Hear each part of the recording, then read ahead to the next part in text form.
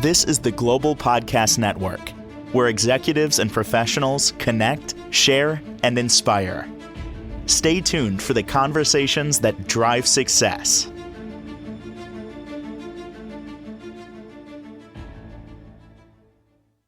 And welcome back, everybody. We are talking about licensed massage therapists today. And if you found this podcast, really good chance that you were searching for that in some capacity.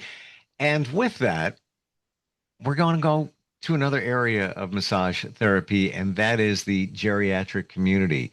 Where can you get training to support this community, which is rewarding, so needed now, especially with our aging population? I've got somebody who offers that training and makes it easy too, like incredibly easy. She is a licensed massage therapist, author, owner, teacher, educator at Daybreak Geriatric Massage Institute. She is Dawn Castiglione, and she's our professional of the year back with us. How are you doing today? Great. And how are you, Steve? Fantastic. I just had this realization.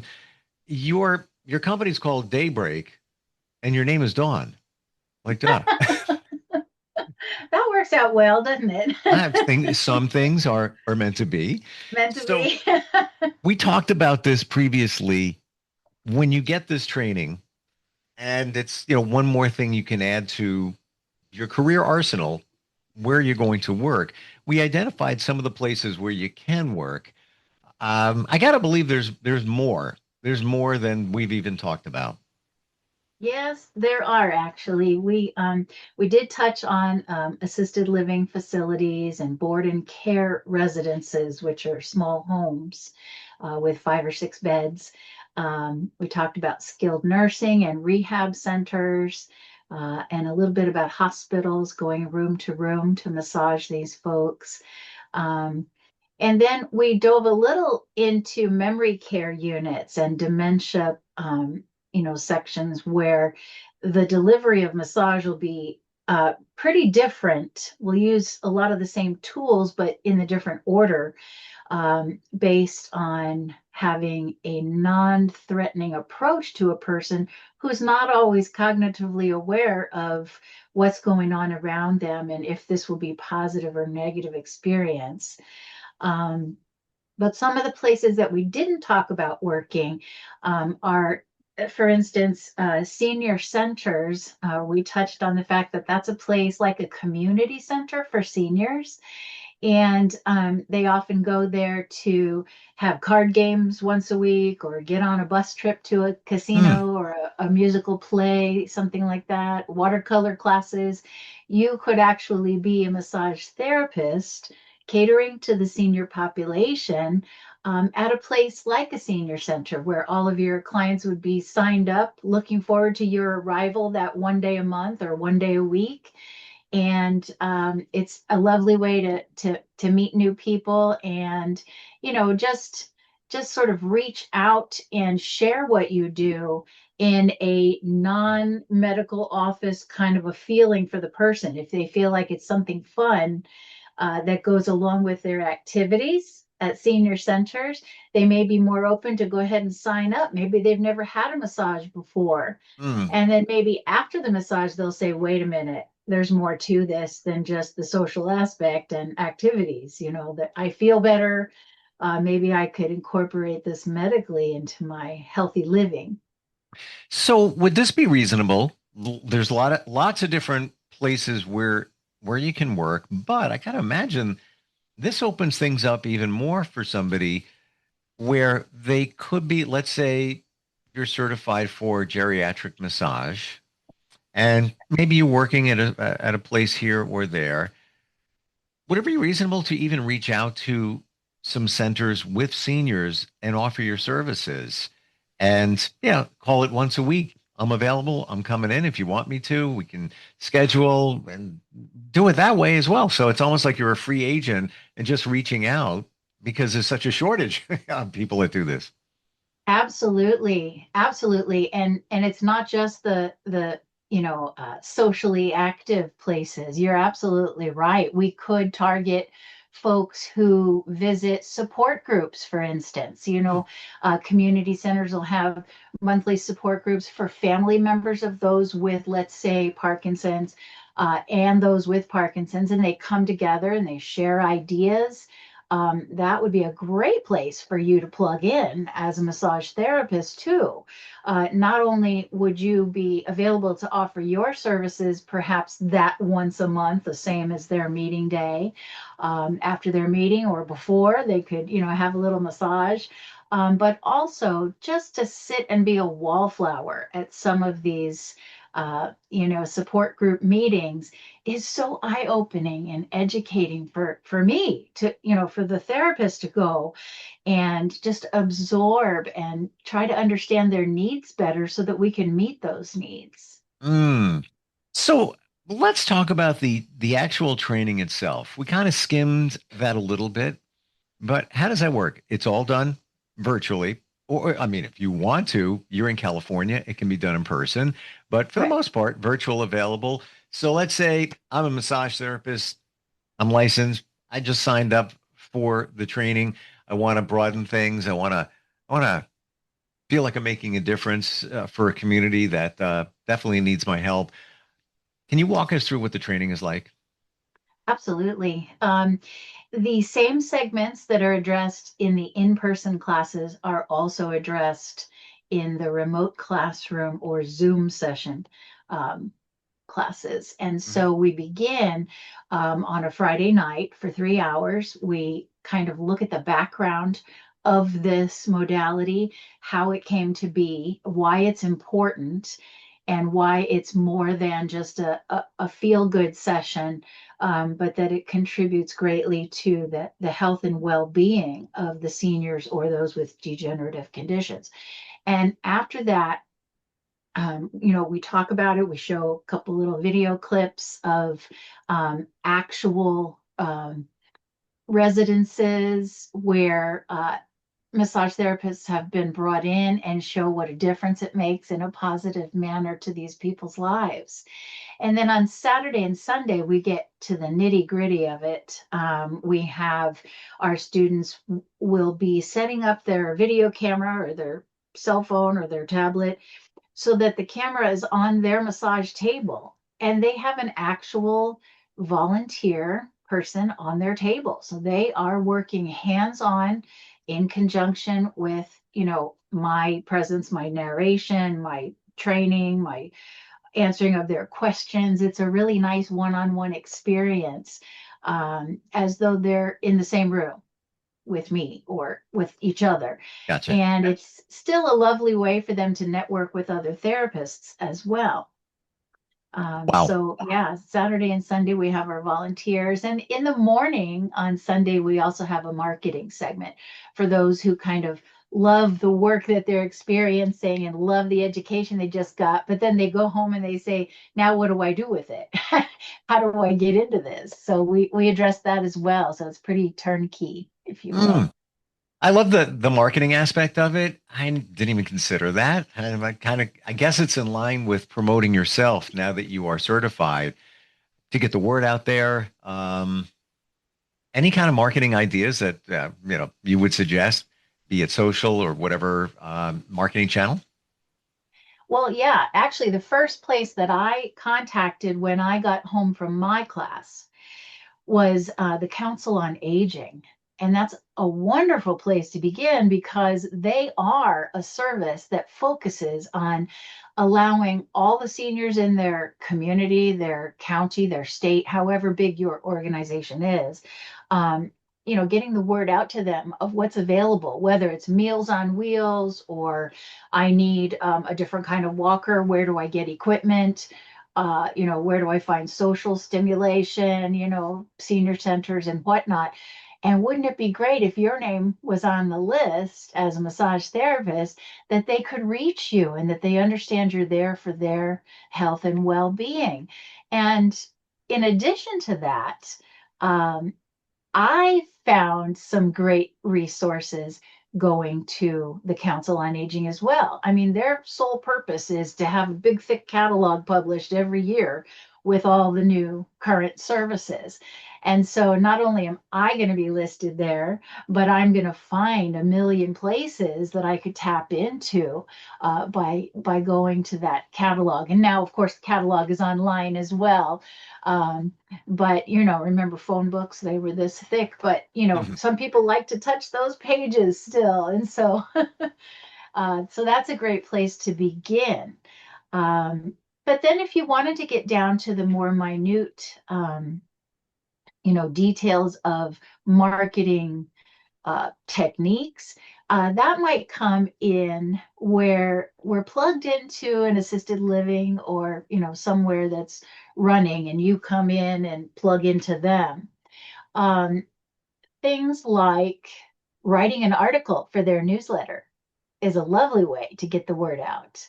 Hmm. Offering gift certificates, in packages that get them discounts if they get, like, a package of four, like Mother's Day, birthday, Christmas, whatever. Um, and also, there are resident meetings that happen once a month at facilities, retirement facilities. And that's when the residents come to the activities room, and all the people who make the show happen for them. The chef comes in and talks about new items on the menu, and we're going to try gluten-free this month, and Hmm. all those updates. And then the maintenance guy or gal comes in and they talk about, oh, the parking lot's going to be repaved on the north end, so if your family members are coming to visit, let them know. All kinds of things that get announced in like little 15-minute segments at these meetings. That's a wonderful opportunity for a massage therapist to say, hey, I'm here and my office is on the second floor. And, here's why I'm plugged in here for you. And so it makes you a part of the family there, if you will. So there are a lot of different techniques, for marketing. And that's So I the have to most tell you, basic. Dawn, I'm not a licensed massage therapist. I'm not certified to massage the geriatric community, but I already have ideas based on what you just said. And Yeah. for example, you could reach out to your town, like you said, the Council on Aging. So many towns have things set up just for seniors, number one. Number two, what about the libraries? They do so many programs for seniors. Imagine if they did some, and with compensation, you could do something within the library system. Number three, go to networking meetings. I go to them. I have a company, a marketing company, and I network. As a matter of fact, I'm starting a new chapter of a networking group in 3 weeks in my area. Almost everyone that I go to, there is somebody there representing an assisted living facility. And that's just that. Now you've got everybody else there, 20 people in the room. They all got aging parents. You could even do one-offs, like, oh my God, my mom is homebound. That would be great if you could come to our house. We'll pay you, blah blah blah, like on and on and on. Ideas just flowing right now. Yes, that's great. It Yeah. just kind of pours out of you once you start thinking about it, because it really is just my regular life and the things that are always available to me, looked at a different slant. Like, how can I help these people, and how can being present at their places where they meet be helpful to me as well? So you're Hmm. absolutely right. It's just they flood in, as we start thinking about it. Even do you could do a magazine ad, or you could just save that money of publishing an ad, and with your business card or whatever, and just visit one of these places that you're talking about. Chamber of Commerce, visit the Chamber of Commerce meeting. um Yep. so many things. And cities now are really interested in catering to the small business that is in their community, because they Yep. want to promote the mom and pop businesses, and say what a great town we live in. We've got community who cares about each other.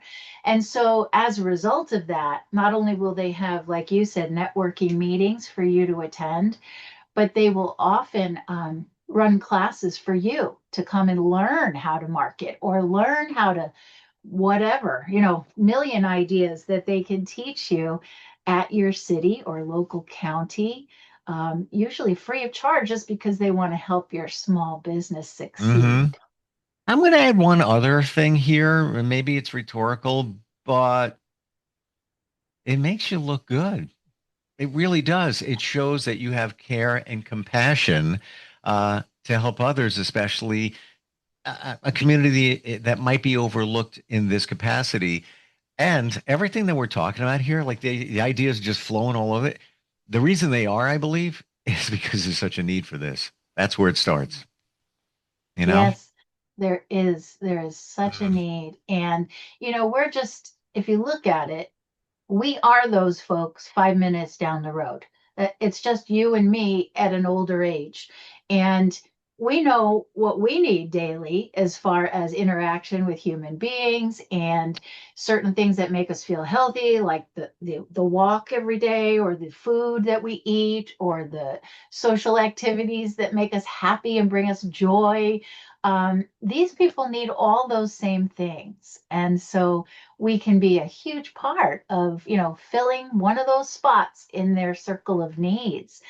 And so it's just really, it's mind blowing when you think about it. We're in caring for them, we're caring for us too, because we're putting in place a system where we're watching out for each other. So many other countries do such a better job than we do of honoring our elderly, our ancestors, our, senior family members. They still have so much to offer us, and it rarely gets nurtured. This is just another way of nurturing that, really. Another thing here, I just realized in that if that senior is getting a massage, wherever it is, assisted living center, insert location, it's one more social interaction they had that day where they may go a day without a close connection. And what better connection to feel not only the communication, but the touch. So you offer this worldwide. You're in California. What about the time zone situation? How do you handle that? That's a good question. I actually had my first out of country, well, I've had Canada before, but out of country student this past year. And that was a good subject because the minute she called, I knew one of us would be up in the middle of the night, and it wouldn't be her because she needed to have a volunteer on her table, during daytime hours. Mm, So she was from Singapore. So, wow. I'm willing to work it out. If they want the material, I'm going to do everything I can to get that material into their hands and into their lives. So sure, I woke up at dark 30 and I'm happy to do it. For those people in the United States, I'm thinking, well, I'm on the East Coast and she's on the West Coast. How would that work? It would be like really, really late for me to take this class. Well, not necessarily. I like to hold these classes in all the four time zones of the United States. And I even put this little advertisement on the website. If you're the first person to sign up for that class for that date weekend, I'm going to hold it in your time zone. And so, race to the finish there. Let's just get these set up where people are instead of me choosing. I'm going to do one Eastern, one Western, one Central, one Mountain. I'm just going to, revolve. That doesn't make any sense. What makes sense is to choose the time zone based on where the need is for the students. Wow. Um, Singapore. So the certification for this is obviously good in the United States. What about Singapore? Or is this somebody that was American? Just curious. No, but she is a licensed massage therapist in Singapore. And she had never heard of geriatric massage or massage for those with degenerative conditions. Mm. And she said, by the end of the weekend, she said, ideas just kept opening up in her mind. And she started thinking, I have never heard of this. I could be the first one to sort of, pioneer it here in my area and, help others to be aware that it's out there. We're just we're all just humans on this planet for such a short time, right? So Mm, if we learn something good, we're going to want to spread the word. And so I'm thrilled for her that she can spread this word and maybe put in some roots for herself wow. to carry this on. Yes. Could be blazing some trails there in Singapore, Yeah. and even locally here in the States where maybe this doesn't exist in your town. Mhm. It's off the radar. Mhm. Nobody's offering it, which is sad. It Mhm. really is. Uh, did I hear you right, Dawn, in that you could get this done in pretty much a weekend? You could get your certification? Well, there's a level one class and a level two class. And the level one class pretty much talks about, in general, um, you know, cautions and contraindications that exist in this segment of our population that we don't normally have to worry about, let's say in a spa situation. So, people coming to the spa, if they're not older or suffering from an illness, we don't have to ask them, about thin skin and are you on a blood thinner and do you have, bones that are brittle, and all kinds of other medical conditions, but those just for starters. And so we we pay attention to all of those major differences in level one. Okay. And that goes right down to how do we do the medical intake? We're not just going to hand them a clipboard with pages to fill out. We're going to sit with them and talk with them and get to know them and invest our time with them. So there are a lot of differences that we cover in level one, plus the full scope of sequence of massage moves as well. And then in level two, which is another weekend, Hmm. we dive very much into detail with four of the top degenerative conditions. So we'll go into Alzheimer's, Parkinson's, stroke, and diabetes. Hmm. And we take the skills from level one that we just learned, the massage strokes and how to enter into a session and end a session and all of that. And we kind of manipulate it in such a way that it serves that degenerative condition the best way. A very quick example would be someone with a stroke. The geriatric sequence or the degenerative sequence of massage would focus on one side of the body for 30 minutes, Oh, the wow. side of the body that's been affected by the stroke. Likewise, for diabetics, we can spend a whole 30 minutes just on the lower half of the body, knowing that their feet and legs are the most in danger, parts of their body as a diabetic if they're not getting blood circulation. We've heard of, infections going systemic. We've heard of gangrene, amputations, all of that goes along with diabetics. We need to know about all of that so that we know how to focus our massage work. So it's much more in depth in level two. And so the 2 weekends together give you the best education. Although I have had family members take the class and caregivers and nurses, Ah, and they kind of stop at level one because it's a lot of information for them. And they just have learned, they opened a new door of how to better treat physically the people in their lives that wow. they're caring for. Yeah. Didn't even think of that. And so that brings me to this question now. Do you have to be a licensed massage therapist to take the classes? The most important thing to remember is that taking this class will not make you a licensed massage therapist. It is not something that if a family member or a nurse takes or a caregiver that, poof, they're now massage therapists. Right. No, not at all, because Sure. there's no anatomy, physiology. But you do not have to have the massage license to take this class. And that's what we're finding more and more of, especially for folks who still live at home with their ailments and I may never have even, caregivers. this is a mind blow. I never even considered that. And how beautiful that is if you're caring for somebody, level one, you're one weekend, now you've got it. I just imagine how you can better support that person in your life that Oh, you're caring for. yes. It's not going to make you a licensed massage therapist, but will it give you a certification at the end of level 1 and level 2, or it's after level 2? After level 2, you're certified.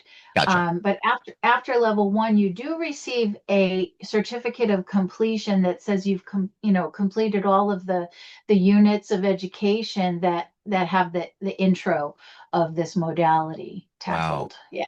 Learned a lot today, Dawn. Gotta tell you, you've been so clear as always up till this point, but this now it has crystallized with everything that's going on here, and most importantly, the importance of people being certified for this and all the reasons. And we probably didn't even hit all the reasons, but we hit a lot of important ones. What's a starting point? If somebody's interested, no matter what their reason is, where do they begin? They begin by just visiting our website. And our website is daybreak-massage.com. And there is a contact us page there. Just type in your, information or questions. I will call you back personally, and we can chat about your questions, and get the ball rolling. And you can even register right online if you don't have any questions and you just know you want to do this.